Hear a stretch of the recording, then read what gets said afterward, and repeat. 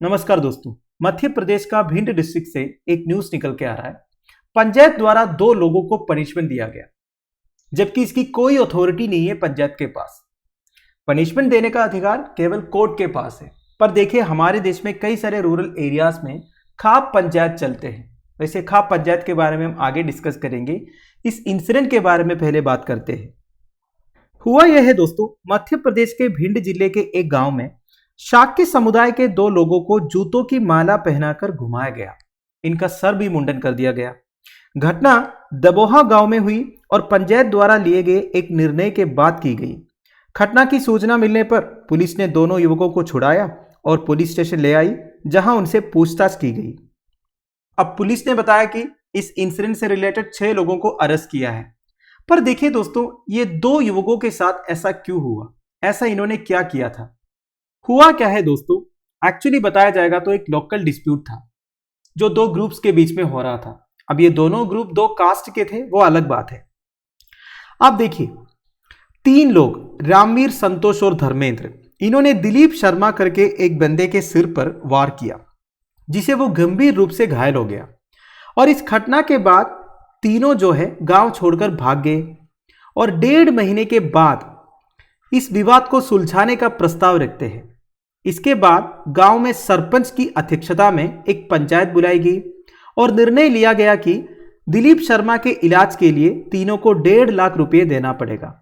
यही नहीं, एक बार्बर को बुलाया गया और संतोष और धर्मेंद्र के सिर मुंडवाए गए और उनके गले में जूतों की माला पहनाई गई। अब ये थोड़ा ज्यादा ही हो गया। वैसे पंचायत के पास क्या अथॉरिटी है इस तरह पनिशमेंट्स देने का?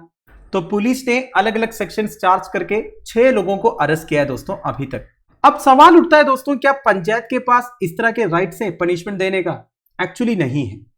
वैसे आपने खाप पंचायत के बारे में सुना होगा, जो राजस्थान, हरियाणा जैसे स्टेट्स में प्रिवलेंट है। उधर भी इस तरह की सुनवाई वगैरह होता है और पनिशमेंट्स भी वो डिसाइड करते हैं, पर उसका भी कोई स्टैट्यूटरी बैकअप नहीं है, ये आपको समझना होगा। तो अभी ये जो मध्य प्रदेश का भिंड डिस्ट्रिक्ट का पंचायत ने किया, ये तो बिल्कुल गलत है। क्योंकि देखिए, हमारे देश में ऑलरेडी एक जस्टिस सिस्टम है। अगर किसी ने गलती किया है तो पुलिस को उन्हें अरेस्ट करना चाहिए, फिर कोर्ट में उन्हें प्रेजेंट करना चाहिए, फिर कोर्ट डिसाइड करते हैं क्या उनके साथ होना चाहिए, है कि नहीं? पर देखा जाएगा तो पार्लियामेंट ऑफ इंडिया ने 2008 में एक एक्ट पास किया था, ग्राम न्यायालय एक्ट या फिर विलेज कोर्ट्स एक्ट। क्या है ग्राम न्यायालय या फिर विलेज कोर्ट? देखिए, they are for speedy and easy access to the justice system in the rural areas of India. देखिए, हमारे देश का जुडिशियल सिस्टम के ऊपर काफी सारे बर्डन है, लाखों करोड़ों केसेस पेंडिंग है ऑलरेडी।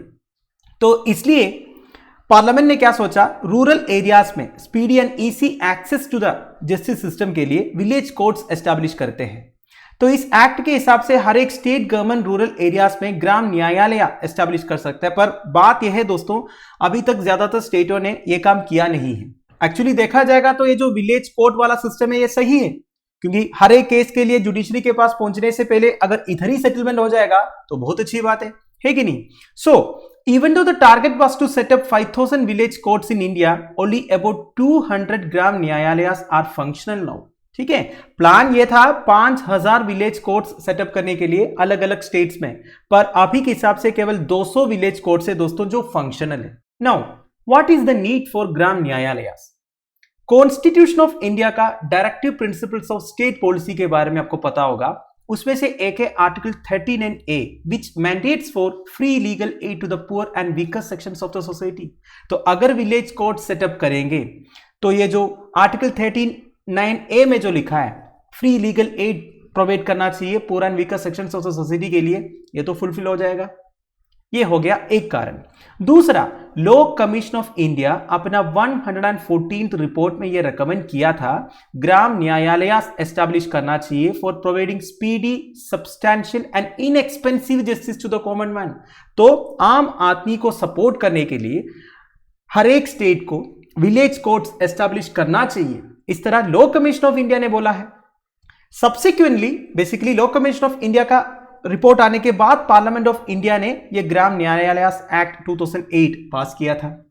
नाउ विलेज कोर्ट्स के बारे में कुछ बेसिक डिटेल्स।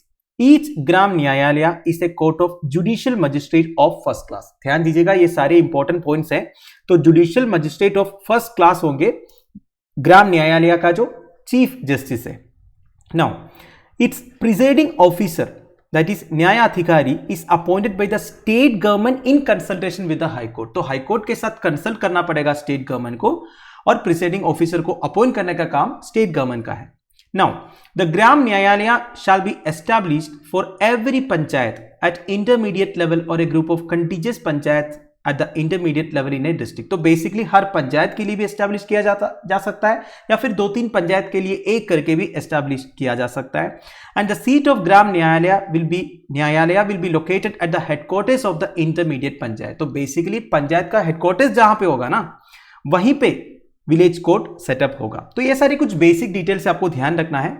नाउ ज्यूरिसडिक्शन देखिए दोस्तों, ग्राम न्यायालयास have jurisdiction over an area specified by the notification of state government in consultation with the respective high court। तो बेसिकली स्टेट गवर्नमेंट को हाई कोर्ट के साथ कंसल्ट करके एरिया स्पेसिफाई करना होगा, मतलब कहां तक एक एक विलेज कोर्ट का ज्यूरिसडिक्शन है। Now Nyayadhikari can hold mobile courts and conduct proceedings in villages. देखिए मोबाइल कोर्ट्स भी होल्ड कर सकता है। मोबाइल कोर्ट्स मतलब जो मूवेबल है, एक जगह से दूसरा जगह तक कोर्ट को मूव कर सकता है, ठीक है।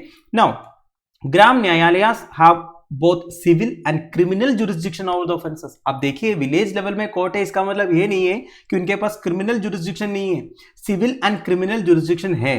They can try criminal offences specified in the first schedule and civil suits specified in the second schedule to the act. अब देखिए इस एक्ट का शेड्यूल से उसमें लिखा हुआ है कौन कौन से ऑफेंसेस ये ट्राई कर सकता है करके।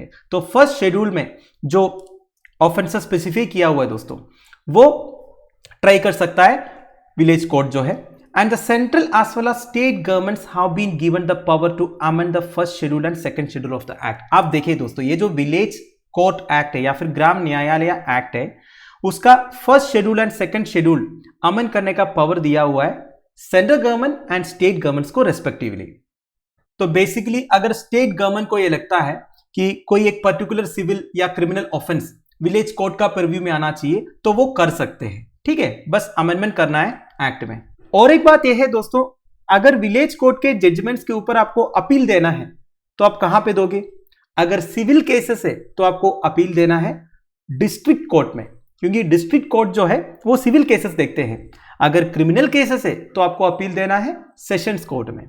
वैसे हाई कोर्ट के नीचे district court and sessions court रहते हैं। डिस्ट्रिक्ट कोर्ट सिविल केसेस को देखते हैं, सेशंस कोर्ट क्रिमिनल केसेस को देखते हैं। ये फर्क समझ लीजिए। तो दोस्तों दैट्स इट। अगर इस पर्टिकुलर इंसिडेंट की बात करें तो पंचायत अथॉरिटीज ने बिना कोई अथॉरिटी का ये जो काम किया, ये तो बिल्कुल गलत है, और इस तरह के पनिशमेंट्स देना भी अलाउड नहीं है। इस तरह के पनिशमेंट्स हमारे जस्टिस सिस्टम में कहीं पे भी नहीं लिखा है।